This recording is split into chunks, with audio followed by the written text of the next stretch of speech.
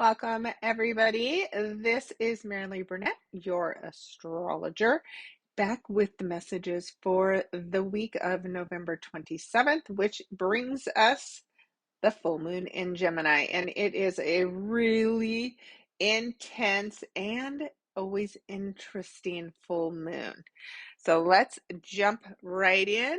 But if you're new to my channel, please remember to like, subscribe, give me a thumbs up, share your comments, help my poor little channel grow through the YouTube algorithms. I appreciate each and every one of you that has helped me along the way. If you want a more in-depth session for the full moon, be sure and visit my website, marileeburnett.com, or check out the links down below. And I have reading specials going on right now that you'll want to take advantage of. Huge discounts on my hypnosis as well. For this full moon in Gemini, of course, that means we have the moon in the sign of Gemini right here. It's sitting at 4 degrees. What's interesting, of course, about that is the fact that the moon represents motherhood, home, family, and the number 4, the fourth house, is what the ruling planet is, technically a luminary, for the sign of Cancer, the fourth house.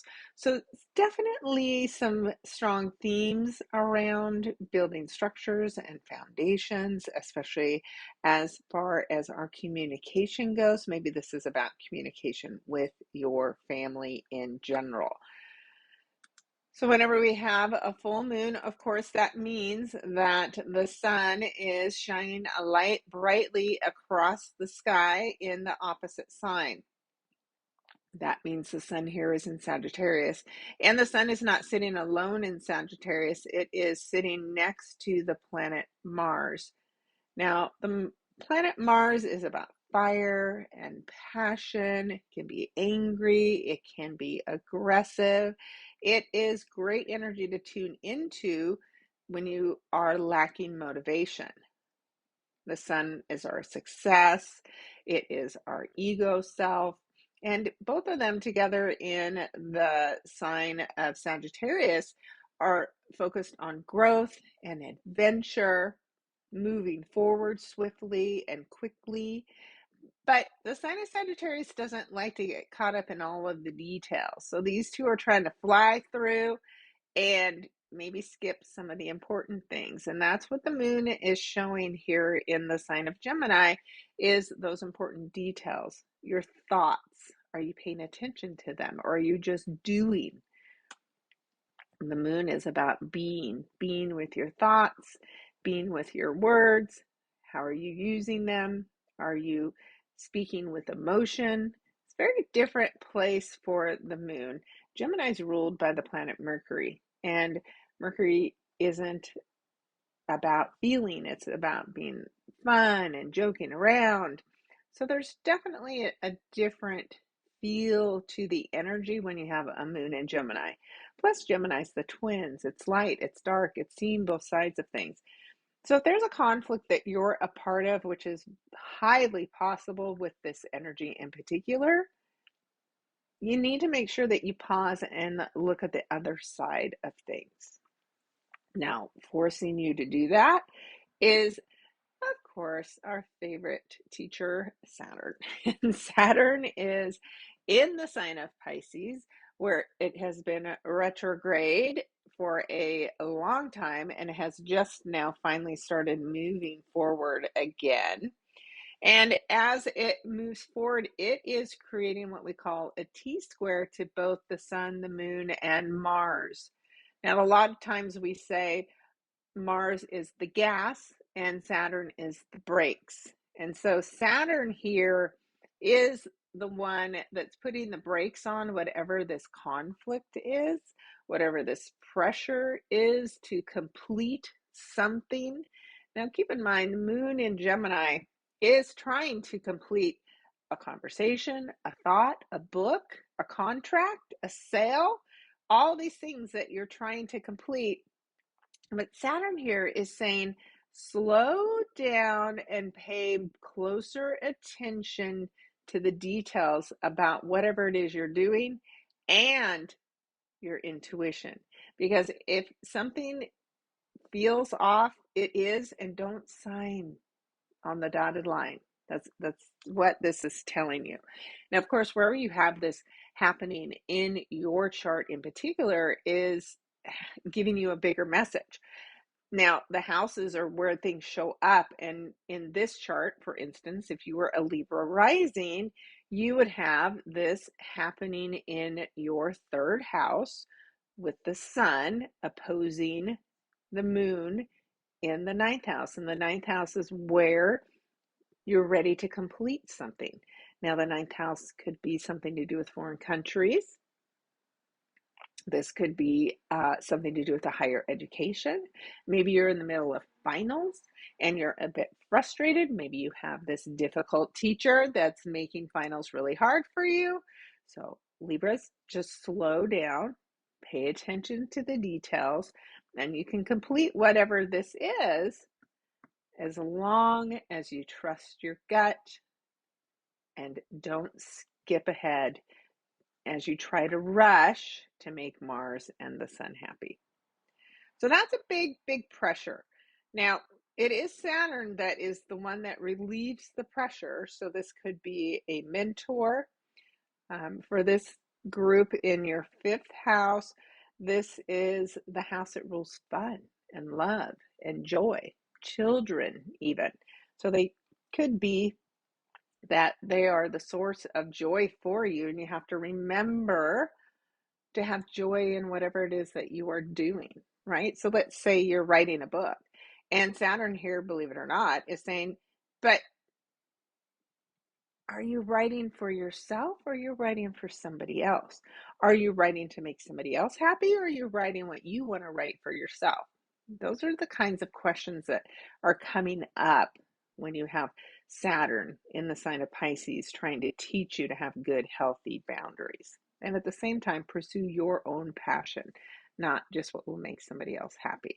Now, the ruler of Gemini, as I mentioned, is Mercury. And Mercury is having a very important conversation at this time. So there's a big piece of fate happening. And there's two things going on. We'll start with Mercury and then we're going to talk about Venus. So Mercury in Sagittarius, it's not its best place to be because Sagittarius energy is a bit overwhelming for Mercury that's used to being in its home sign of Gemini. It loves all the details and all the lists. And in Sagittarius, while it appreciates moving quickly, it likes to be moving quickly in its community, right? It knows where it is at all times, but in this big, wide open space, it's a little overwhelming for Mercury. And it can be overwhelming for us and our minds and our thinking, maybe for you over the past several weeks as Mercury's been moving through this sign. It's just all seemed to be a bit too much. Good news is it's going to slow down a lot as Mercury moves into the sign of Capricorn, and it will actually spend some of its time here coming back over this topic as it goes retrograde. So this story is not done at this full moon. There is a couple of different things that will be coming back and bringing this up again for you, such as when Mercury goes retrograde and touches this point again. So be ready for that. What's interesting is the fact that it is speaking exactly in harmony with the nodes. We've got the South node here in Libra, and we've got the North node here in Aries. So this is learning to speak up for yourself. This is letting go of relationships where your voice is not allowed, it is not heard, you don't communicate well with one another. So there's something very fated when you have the North node and the South node speaking in harmony with the ruler of this full moon. Whatever ends for you is destined to end at this time. Second point that's really interesting is the fact that we have Venus in Libra. This is one of her home signs, so she rules Libra. And it is activating the eclipse point that we had last October. So in October, we were letting go of relationships, ending contracts. We were managing things justly and fairly. We were seeking good balance. We were seeking, again, good boundaries in our relationships. So when things are eclipsed out of our lives, we are supposed to be letting them go. And for this one, we were letting it go so a new beginning could happen. So there's a couple of things that could happen here. That thing that you were directed to let go of that you didn't, well, you may have to let go of it at this time. And maybe that's not a bad thing, right? Maybe you're trying to sell a home or something, and that would be some kind of a legal contract. Maybe you're trying to end a business partnership. Whatever it is, it's meant to be, and now it can come closer to being reality. Now, where the North Node is opposing the South Node means it's also starting this opposition to Venus as well. So in Libra, this is about partnerships, but North Node in Aries is about yourself. So this is definitely ending some kind of partnership, some kind of a contract where your independence is not allowed. And clearly, North Node in Aries energy is about you fighting for yourself and what you want. So it's very interesting, very faded, lots of tension. So always remember to not shy away or hide from the tension, but step into it, meet it, right? Show up for it and work with whatever this is, right? For this ending to happen, for this letting go to occur, you have to show up.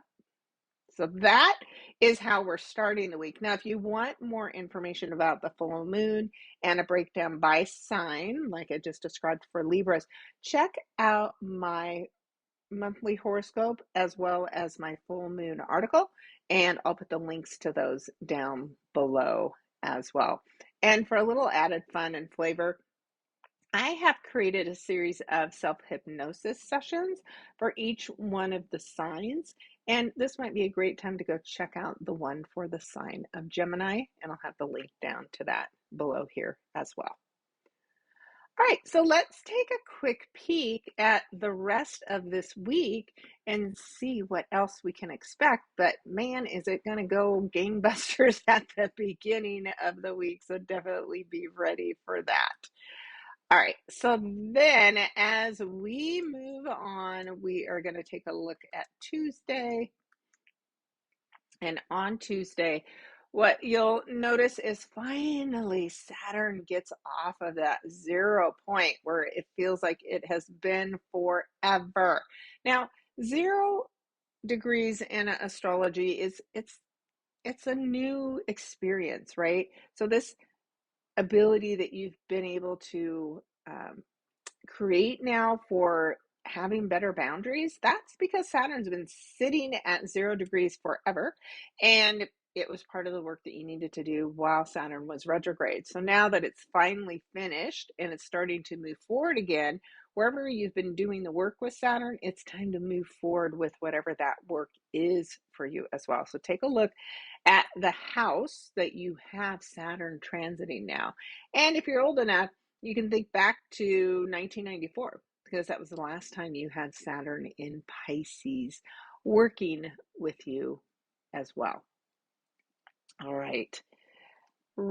Still, we'll have the moon in Gemini, and I mentioned that we'll start to see Venus and the North Node getting more intense and exact with their opposition, and that will be happening on Tuesday. So still pressure to restore balance in your relationships, to create healthy boundaries. So this may kick off on Monday, but you'll see a bit more of it as we continue on into Tuesday as well.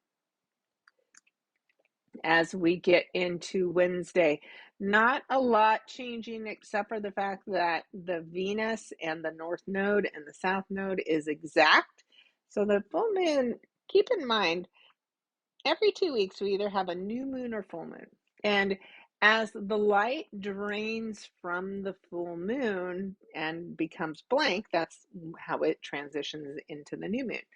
So as the light is draining out, right, we are releasing things, we are ending things. It's not that everything just happens exactly on the full moon, but you have over the next 2 weeks to release, complete, and finish whatever has been highlighted for you at the time.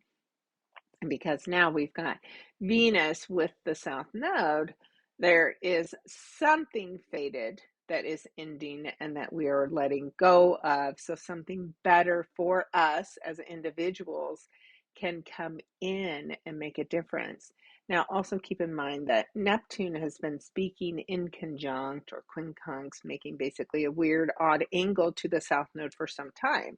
Now you get Venus in there too, and there's again the possibility of, some kind of information, some secrets involving relationships that comes to the surface, and that's what helps you create this ending. Also on Wednesday, we have another interesting in conjunct energy, and that's between Jupiter and the Sun. So they're meeting at 7 degrees. And this is, I would say, almost like a little fairy godmother energy where a blessing comes to you in a really strange and unexpected way. It's not necessarily easy, but it is definitely very interesting. All right. As we move on to Thursday, and believe it or not, it's the last day of November. Where has this year gone? My goodness. On Thursday, we have a T-square with the moon and the nodes. So the nodes are just a point in the sky that actually surround the moon. It's just a mathematical equation, but of course they're fated. So there is something very emotional that can happen for you on Thursday because the moon is very strong and excuse me, at home in the sign of Cancer, and there's some movement as far as home and family is concerned. Something has to change when you have a T-square. Things are changing. A really emotional day too when you have the moon speaking in harmony with Neptune, both water signs, both very emotional, very sensitive, very intuitive. So something important. And then at the same time, we have Mercury at the last degree of Sagittarius. So it is going to move, like I said, into the sign of Capricorn on Thursday. So this is just the last hurrah for Mercury in Sagittarius, and whatever big ideas you've had, you've been working on, this may be the moment that this all comes to a close. And then it is December 1st on Friday, and Saturn's still moving forward. It's at 1 degree and speaking in harmony with Mercury that has just entered Capricorn. And it will go all the way forward until 8 degrees of Capricorn before it goes retrograde. But that means we are in what we call the pre-shadow. Now, when a planet goes retrograde, what happens is it covers the territory one time. Then, as it's making its big turn in the sky, it looks back over its shoulder at everything that it just learned and uncovered. And it's going to take a second look until it starts wanting to move forward again. So the pre-shadow period covers from 22 degrees of Sagittarius and then all the way until this 8 degrees of Capricorn. So that means we have all of this time to think over something. And when we get into the sign of Capricorn, it's work, it's governments, it can be restrictions, it can be restructuring. So there's some important work that we want to start paying attention to now. And when Mercury is speaking to Saturn, it's important. It's You're much more businesslike when your Mercury energy is speaking to Saturn than say when Mercury is just flying through its own sign of Gemini. It's much more lighthearted. This is a more serious level of communication that you'll be experiencing. So between now and December 13th, pay attention to your thoughts, pay attention to your conversations, and especially if you cross paths with a mentor, there could be something really important showing up for you then.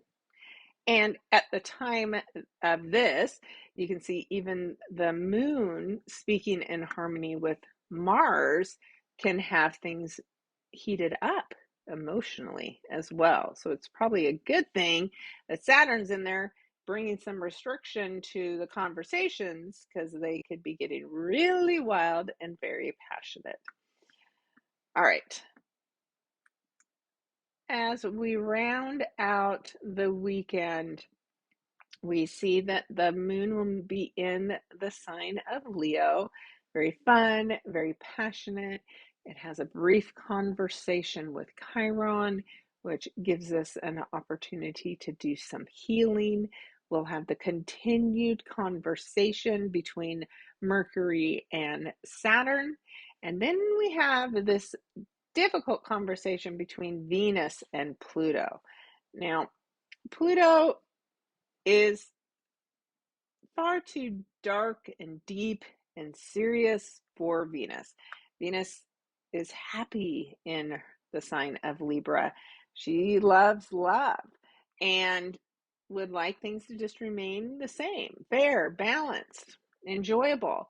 But Pluto brings an intensity, and there is a chance, for instance, that women could be under some kind of an attack. There can be a threat of some kind. And then Pluto's goal is to make those women stronger so that they can fight back and they can defend and stand up for themselves. So that made us a bit of an intensity on Saturday. And on Sunday, you'll see that Venus will get to her last degree of Libra before she gets into, speaking of deep, dark, intense things, since Pluto rules Scorpio, that is where we will see Venus head next. But before she does, she will have a conversation with Saturn as she enters and get some direction on what kind of transformation work you should do.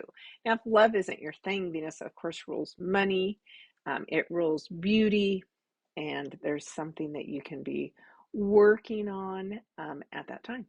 So that is the week ahead. Like I said, I do already have the December forecast out there. January will be out there very soon. But if you want to get a look ahead at the whole month of December, go to my website, check out the monthly horoscopes, and you'll find in there also the new moon and the full moon for December as well. The year is not done with us yet, is all I can say to that. So take a look at them. Let me know what you think.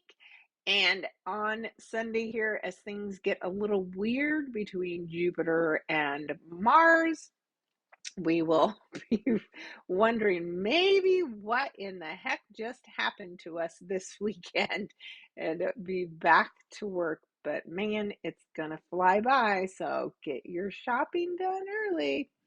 All right, guys, thanks for tuning in.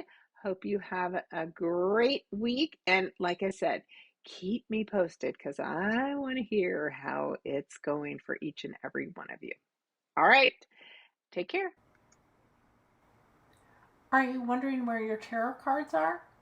Go to my shorts section of my videos on YouTube, and there you'll find a card for the week with a message for your sun, moon, and rising. Be sure and watch all three. Take care.